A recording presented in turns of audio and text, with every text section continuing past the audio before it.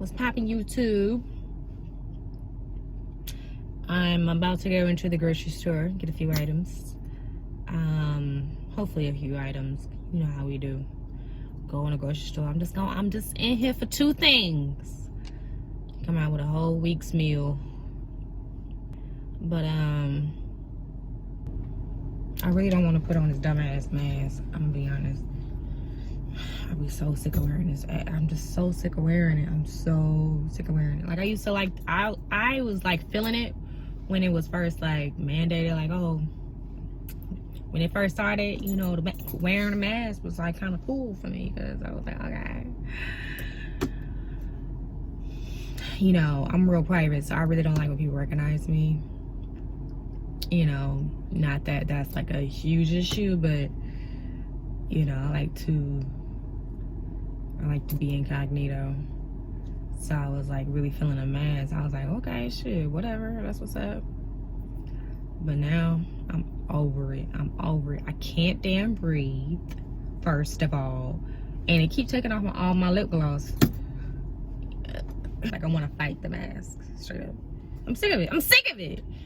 But you gotta protect the produce. You know, you don't want everybody breathing on the lines. You know what I mean? What you got, brother? What you got? What you got? The Heineken? Which one you got? You got the Bud Light? I ain't gonna even say which one you supposed to have. You know, Fenty Beauty is not that cheap. It's very affordable, and I will definitely pay $20 over and over again because it's my favorite glass and the best glass in the whole wide world. But this mask keep taking it off, and I ain't trying to keep buying it, but the mask keep taking it off. You know what I'm saying? This glass supposed to be seen. Look at my lip, nigga. Anyway, I got a little sunburn on my forehead because I just came back from the beach, and me and my boo was out vacationing in this heat for several hours. I've never sat on the beach for several hours. So my forehead, of course, you know it's very large. Shut up to all the people that want to join. It just got a little burnt. Now it's starting to like, you know, form some crust. Like a cookie. It was smooth, you know, the first few days I had it, but now it's like cracking up like the road. I'm like, oh my God. I put some vitamin E oil on top. I'm gonna have to get some more. But man, looking like some what you call that commercial? Psychosis. It's with an S. Not scoliosis, that's back. Psoriasis. Looking like I have psoriasis up on this motherfucker. Nope. Black people don't get psoriasis. We have eczema. Just so you know. It's the same thing. Psoriasis, eczema is the same thing. Psoriasis is just dry skin for white people, and eczema is dry skin for black people. But yeah, that is not looking good. Sorry. I'm sorry I'm keep making y'all look at it, but this is really like a mirror for me. Like, what the fuck? Okay, so this lady just came up to my window and asked me for some spare change. This is what I have to say about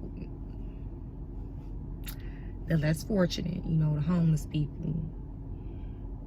I always give $1, $2, you know. Sometimes I used to get like $5.20 back in the day, you know. So I used to give hella money back in the day. But then, you know, more homeless people started to come, and you know, it's not like they're working for it. They're not working for it.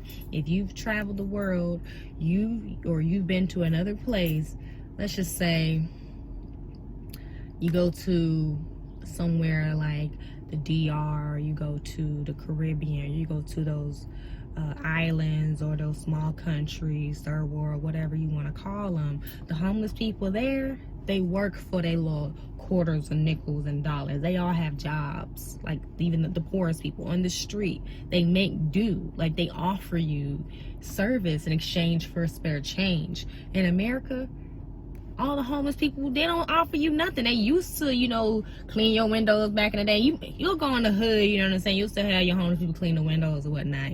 You'll still have them do that. But everywhere else, they begging, just give me your change. Like, the fuck you gonna do for it? You know what I'm saying? I work hard for my money too. I just feel like the homeless in America are super duper. They really can do more instead of beg. You can actually offer something like, you know, once you get up enough change, get you a bottle and start cleaning these windows. That's the first thing you can do. You know, back on, you know, you go to the little islands, little countries where you find little homeless kids. They'll offer you to make you a little bracelet or something. You know, braid your hair. They do little things. This is like the littlest things that you could do. You can come up with, what can I do for you, is a good question to start. You know, pumping your gas. You'll have a homeless people by the gas station like, let me pump your gas, I'll clean your car, you know what I'm saying, I'll check your oil or something. But they gon' work for your spare change as opposed to just asking for your spare change. I remember I gave this homeless lady I was just gonna give her some money, right? And she wanted some food. Like, I was passing an American Deli. She was like, why don't you just go ahead and take me up in there and give me like, you know, get me like a 10-piece or something. And I was like, no, I'm not gonna take you to go get a 10-piece. I'm gonna give you this change and you're gonna get out my face, because I ain't gotta give you shit. You know what I'm saying? Like, that's when you doing too much. You can't be homeless and be like, well, actually, since you want to give me some change, let me just pick out what I want. Like, what the fuck, bitch? If you don't get out my face, get out my face. They ungrateful, hella ungrateful. Feel like I owe you. I don't owe you shit for being in your situation. I don't know your situation just like you don't know mine. Hell, I could be broke and just looking good. You know what I mean? There's a lot of people out here doing that. But my whole thing about that is American homeless people, they spoiled. They spoiled, you know what I'm saying? They do not work for their change. And you got third world countries, homeless people with jobs, self-employed, working for their change, working for them little nickels, ain't even making as much as these beggars up in here.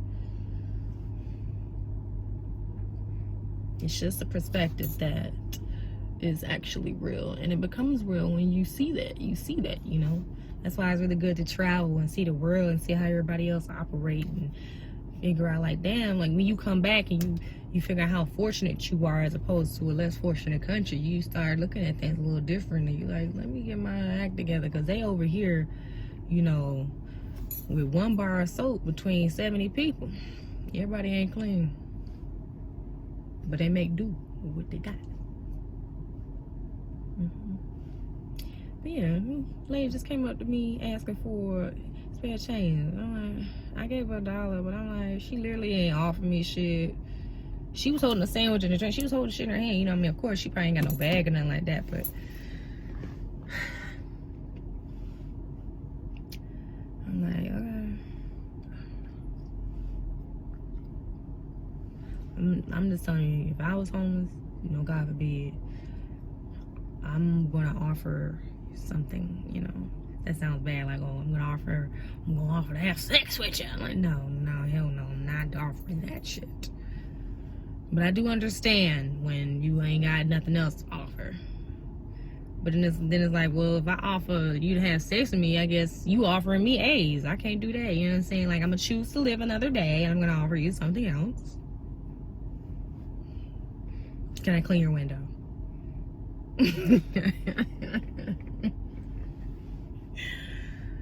Let me stop. It's really hard to talk to the world when you're discussing sensitive topics. Anyway, but let me go ahead and get these groceries.